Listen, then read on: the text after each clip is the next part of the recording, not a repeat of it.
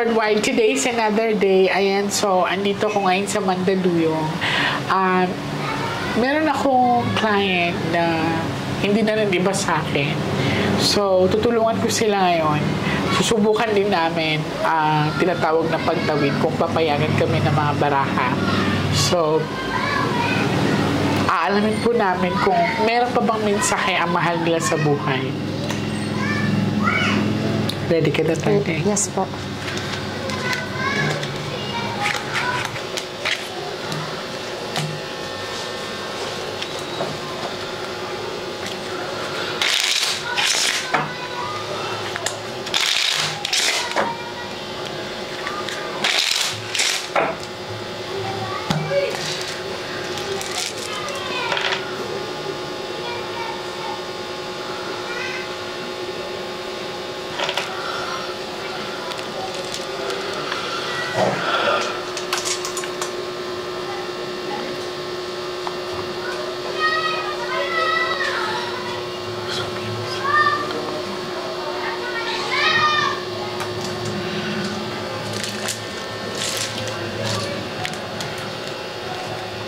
Okay, darling, relax ka lang, ha?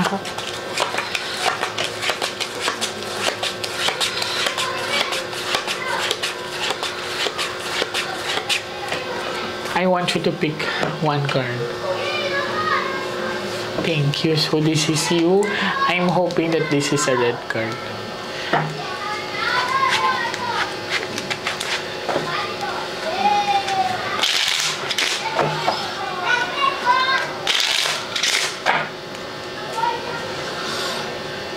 Cut the cards into 3.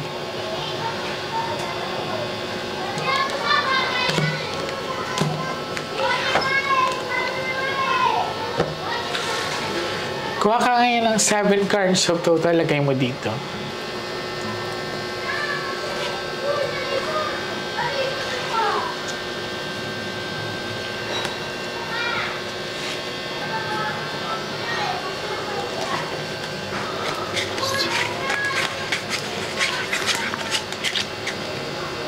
Pag may king dito, father mo na to.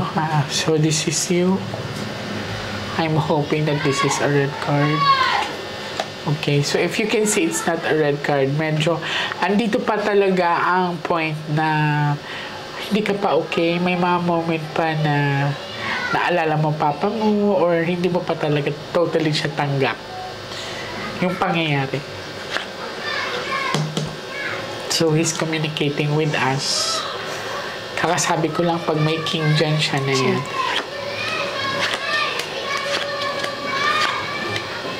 Alright. So, malinaw na pinapakita sa akin sa mga baraha na andito si Daddy sa first set of the cards and then this is involving with the money. This is 7 of hooks, sharp object. Tapos, eto kasi, kung mapapansin nyo, hindi siya ibang tao. Kasi parehas sila ng aura. So, maring relatives, family member, which is interested sa money na pwedeng makuha. Why? Kasi 7 of hook, ano yan? 7 of hook, diamond. So, when you say hook, pararating, makukuha. So, dito sila nakafocus. So, 8 is a lucky number, but this one is a representation of dark one. Okay. Sa pinapakita din sa akin, hindi lang kasi ang babae ang may interest with the money. So, makikita nyo may katabi din yung girl dito. Pero ang nakakalungkot lang, it's because of hindi ibang tao ang nag-interest, kundi it's a member or a circle member of the family lang. Okay? So, meaning ate, malinaw na may nakuha silang pera. Kay Daddy. Yan. Because of the money talaga.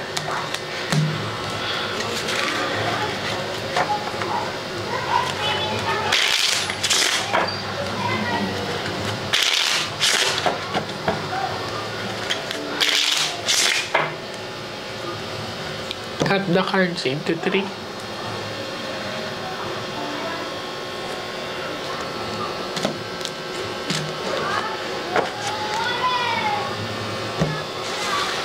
Kuha ka, darling, ng 9 cards o total. Lagay mo dito.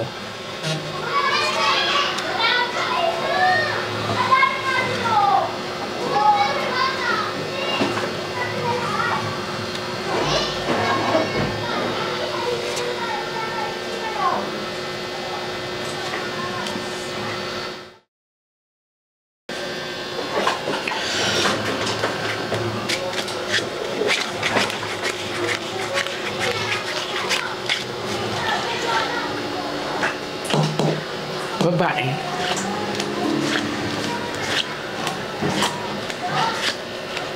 Puro dark. 2 hearts, 4 bucks of heart. So, sa pinapakita sa akin, the consistency of the cards is pinakita sa akin dito na wherein parang ang most of the cases na nakinabang dito, ate, sa pangyayari kay daddy is yung babae. Yan. So, dito ko makikita nyo rin, it's puro black. So, unexpected or sudden death ang nangyari sa tatay nyo. Biglaan. Okay. 13 kita, regalo ko na sa'yo yun, ha? Thank you po. Minsan lang ako mag-13.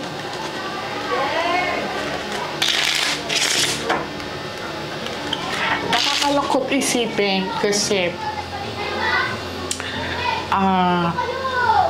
yun bang yung feeling na nawalan ka ng mahal sa buhay, pero instead na magluluksa, para ang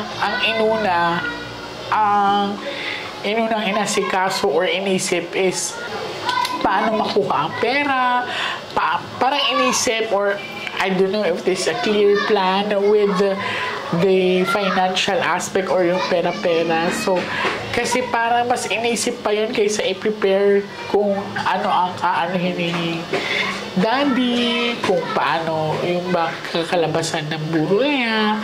Para mas naging busy pa etong babae sa pag-aasikaso ng pera. Okay.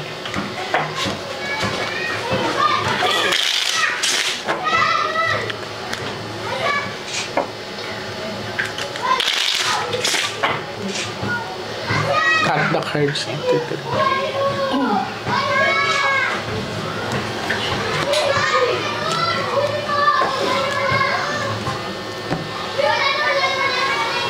Kuha ka ng 12 cards of total. Lagay mo dito. Huwag ka magmadali, darling, ha? Focus ka lang.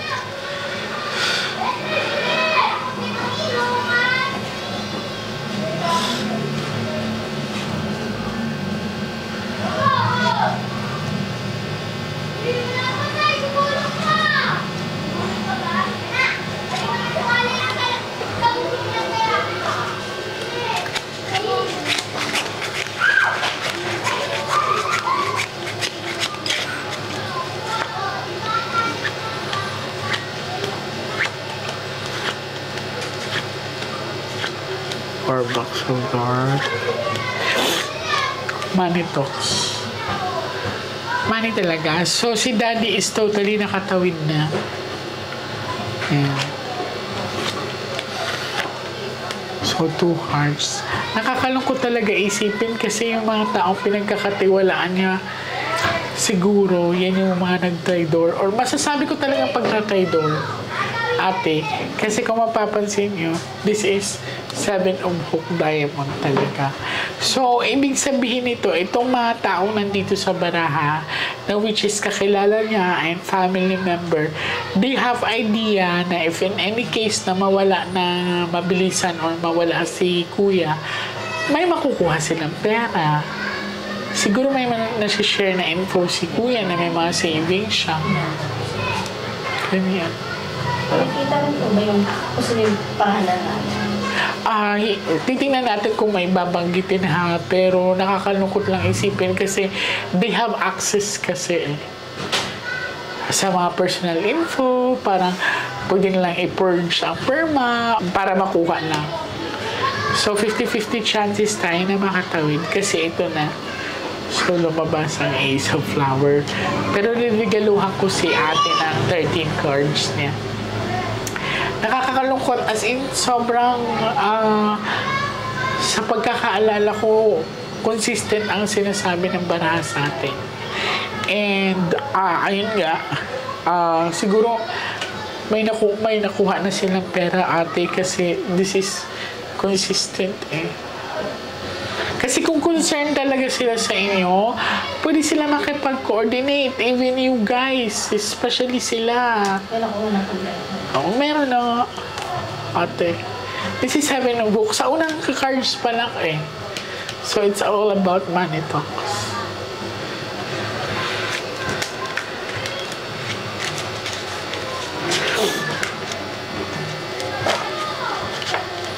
Ayaw talaga ng tatay mo na tumuwid ko.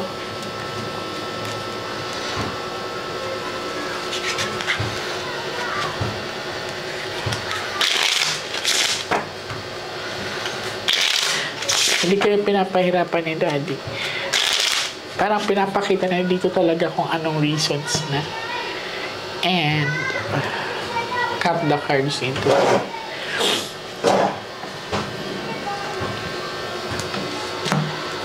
Which is dapat para sa inyo ang biyaya na yun eh. Kuha ka darling ng last 30 cards of total. Huwag ka magmadali.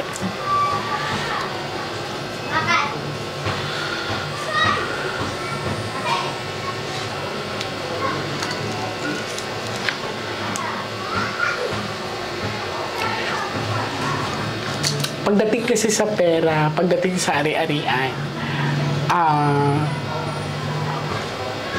wala talagang kamag-anak, walang kapatid-kapatid.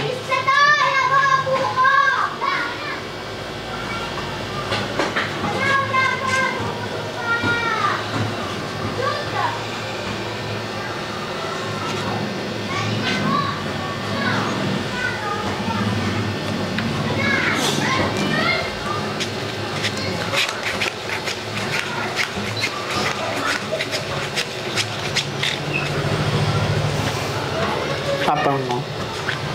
Tingnan mo, malapit talaga sa kanya. Hindi ibang tao. Oh? Sabi mo lang. Hindi ka na pinapatawid ng papa mo, be. Sinasabi na yun talaga ang dahilan. Lumabas na ang Ace of Flowers, so ang pasalamat ko lang ay si Daddy is totally nakatawid na siya. So, malinaw ang sinabi ng baraha. It's very consistent talaga. Ang hindi ko lang maintindihan, paano nila nakuha to? Paano sila nakakuha ng approval?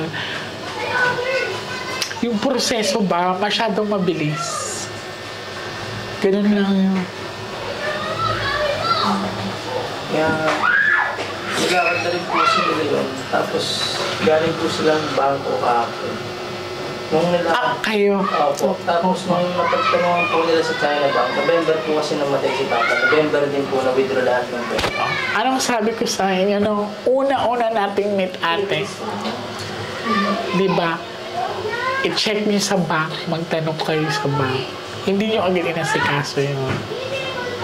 Pero nakakaloka kasi kung November na maalam si Daddy, tapos November din, nakuha lahat. So, everything is planned, ate. Nakakalungkot. Gusto rin man natin, we are willing to tawid kay Daddy, pero siya talaga ang nagpipili.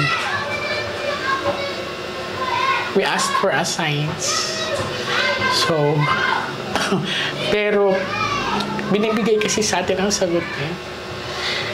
Kasi kung wala naman silang intensyon eh, kung totoo talagang inatake na si Daddy, okay, pwede nilang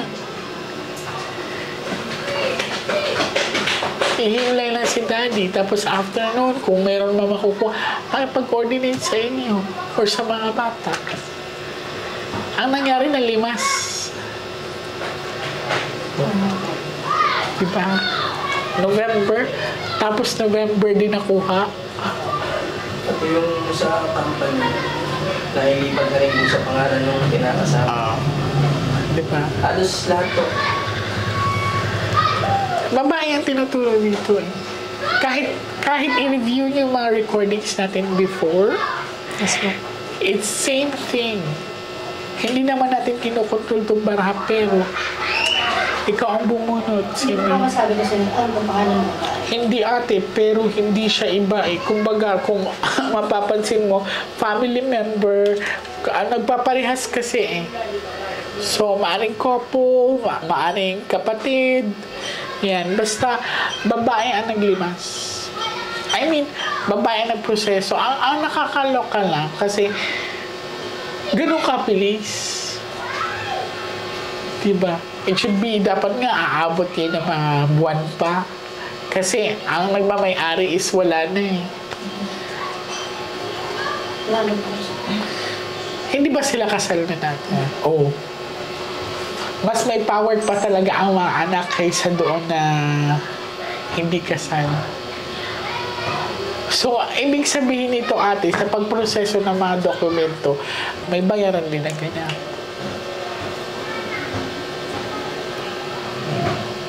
It's all about money, darling. So, it's all about... Kasi kung hindi sila nag-interest, kung wala silang alam dito, hindi magiging gano'n ang sitwasyon ni Daddy. So, malinaw na sa inyo. I mean, hindi naman tayo naghahabol sa gano'n eh, pero para sa mga bata lang sana. I mean, ang sa inyo ay dapat sa inyo.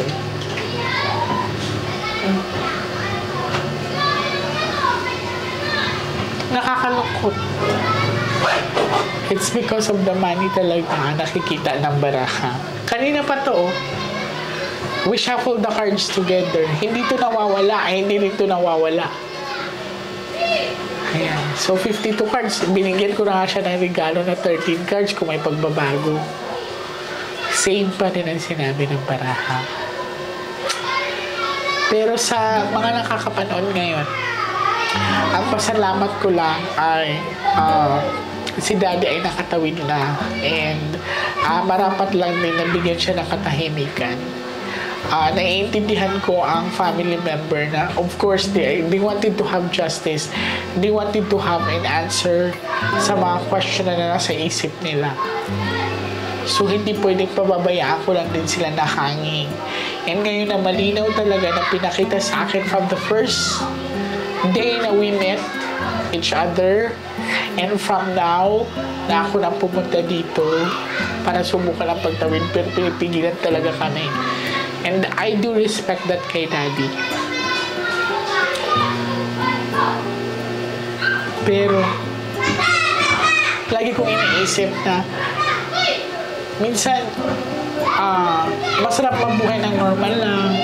Wala ka masyadong iniipon, wala ka masyadong ipon, wala ka masyadong maiiwanan. Kasi pag ikaw na wala, hindi sila magkakagulo. I mean, wala silang hakabulin sa'yo. Ganun talaga ang buhay. Nakakalungkot isipin, pero pagdating sa pera, properties, walang kamag-anak, walang asawa-asawa, walang kapatid-kapatid, walang tatay-tatay. So, ang thought ko nito is that bigyan natin ng katahimikan si Daddy since na nakatawid na siya. I do believe in karmas. So, kung naging greedy man sila sa pera, ang pera mabilis maubos yan. Kahit sako-sako pa yan. Kahit sabihin natin ilang milyon pa nakuha nyo. Pag yan mauubusin. Gusto ko lang din pasalamatan yung pamilya nagtiwala sa akin na never din silang bumitaw sa akin at never ko din silang binitawan. Kung hindi dahil sa kanila, wala din naman ako eh. Kaya patuloy din ako tumutulong at nagkakaroon ng lakas ng loob para kagaya sa kanila nangangailangan ng mga kasagutan. Maraming salamat sa inyong mga Miss Chanatics World.